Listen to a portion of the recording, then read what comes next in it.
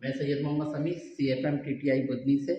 जैसा कि मैंने पिछले वीडियो में आपको ब्लॉक यहाँ से हटाकर और आपको पूरी बहुत जानकारी दी थी, आज मैं पिस्टन इसमें से निकाल रहा हूँ और पिस्टन निकालकर आपको मैं ये जानकारी दे रहा हूँ। तो मैं आप ये 19 नंबर के रिंग से मैं इस तरह से इसको खोल रहा हूँ और खोलने के बाद इसका कैप हटाकर अब मैं आपको इस पिस्टन के बारे में जानकारी दूंगा। ये जैसे मैंने इसको पिस्टन को निकाला है, ये यहाँ से हम निकाल लेंगे और अब इस तरह से हम इसको लगाएंगे।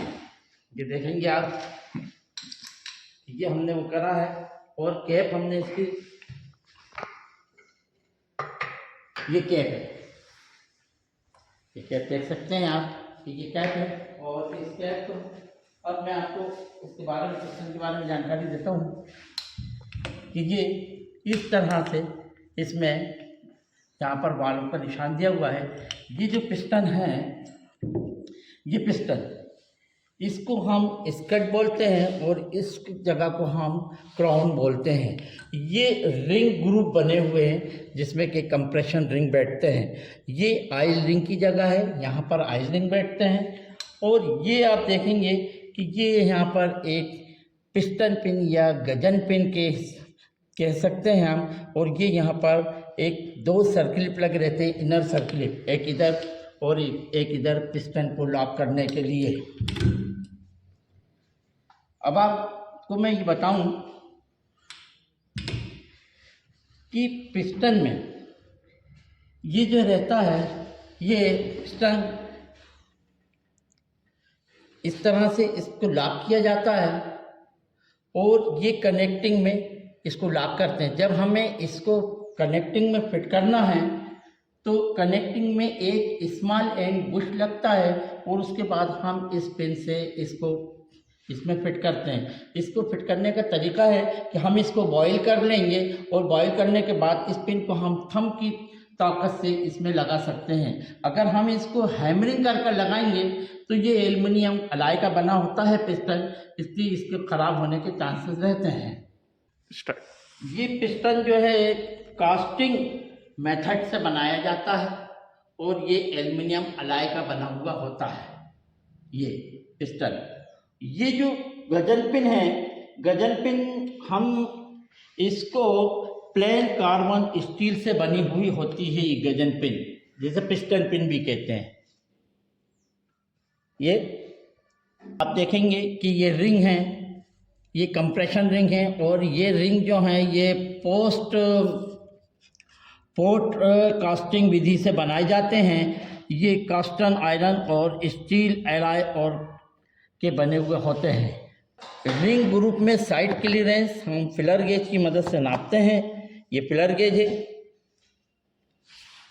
है, इनको हमें इसमें साइड क्लीयरेंस चेक करना होता है। इसका साइड क्लीयरेंस होता है 0.052 से 0.08 तक, 0.08 mm तक का इसका साइड क्लीयरेंस रहता है। इसको हमें मेजर करने की विधि है कि हम इसको डाल देंगे और इस पत्ती के हिसाब से हम वो यहाँ पर साइड क्लीयरेंस चेक कर लेंगे।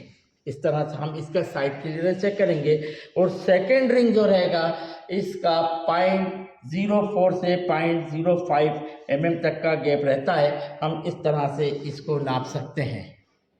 ये साइड क्लीयरेंस हमें रखना ज़रूरी है ये ग्रुप के अंदर रिंगों का। इसका एक स्लिप गेज भी आता है। अगर आप चाहें फिलर गेज से नहीं नापना है तो आप इससे स्लिप गेज से आप इसका ग्रुप ले सकते हैं और 0 to 25 माइक्रोमीटर से इसका आउटर डाया लेकर हम उसमें से माइनस करेंगे तो हमारा ये साइड क्लीयरेंस निकल आएगा।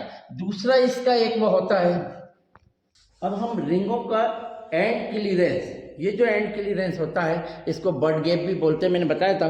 तो इस तरह से मेजर करते हैं। ये इस तरह से इसमें डाल देंगे लाइनर में और पिस्टन की मदद से हम इसको ऐसे सीधा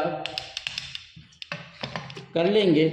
उसके बाद आप देखेंगे कि ये यहाँ पर ये जो एंड क्लीयरेंस दिख रहा है, ये चीज़ ये दिख रहा है, ये एंड क्लीयरेंस होता है 0.20 से 0.25 mm तक के रहता है। हम इस फिलर गेज की मदद से इसका इस तरह से आप देखेंगे कि ये ये इस तरह से हमने पत्ती लगाई है फिलर गेज की, और आप देख सकते हैं कि हम इसका एंड क्लियरेंस ले सकते हैं। ये एंड क्लियरेंस हमें बॉटम में, मिडिल में और टॉप में तीनों जगह ले लेना चाहिए, जिससे कि हमारा पता चल जाए कि किस तरह से हम इसको एंड क्लियरेंस लेकर सही कार्य कर सकते हैं। अगर इसका एंड क्लियरेंस ज़्यादा हो जाता है तो ये रिंग क्या होता है कि कंप्रेशन लीक होने लगता है और इसमें ऑयल भी जलना शुरू हो जाता है। इसलिए इसका एंड क्लियरेंस हमें बराबर रखना चाहिए। तो ये फिलर गेज की मदद से आप नाप सकते हैं। इसके बाद ये यहाँ पर आपको जो पिन दिख रही है, इसमें एक स्मॉल एंड बुश है, और ये जो सुराख दिख रहा है इसमें लुब्रिकेशन के लिए दिया हुआ है।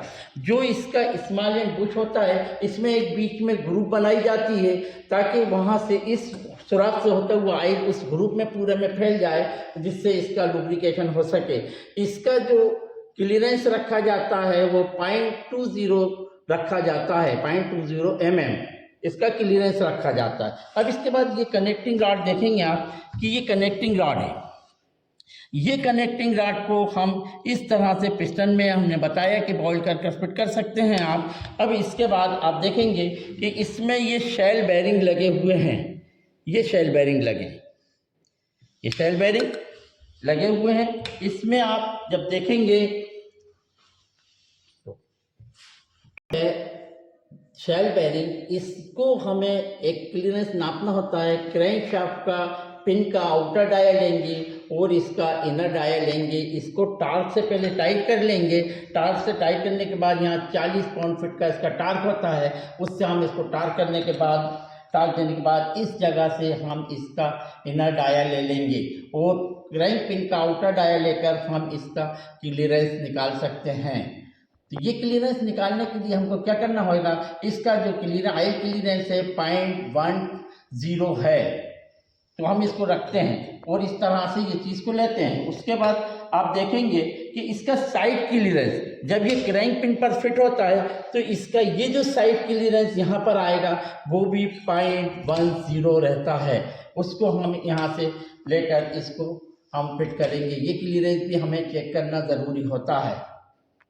इसके बाद शेल बेरिंग, जो शेल बेरिंग है, ये जो आपको शेल बेरिंग दिख रहा है, ये शेल बेरिंग एल्युमिनियम अलाय, कॉपर अलाय और क्रोम स्टील के बनाए जाते हैं। ये शेल बेरिंग ये, और ये जो कनेक्टिंग है, ये कनेक्टिंग फॉर्जिंग विधि से बनाई जाती है, फॉर्जिंग विधि से बनाई जाती है। इसको हम यहाँ पर ये जो आई बोल्ट देख रहे हैं आप, ये आई बोल्ट में यहाँ पर कट रहता है और इस कट को हम इस तरह से यहाँ पर लगाते हैं। इस कट को हमें इस तरह रखना पड़ेगा।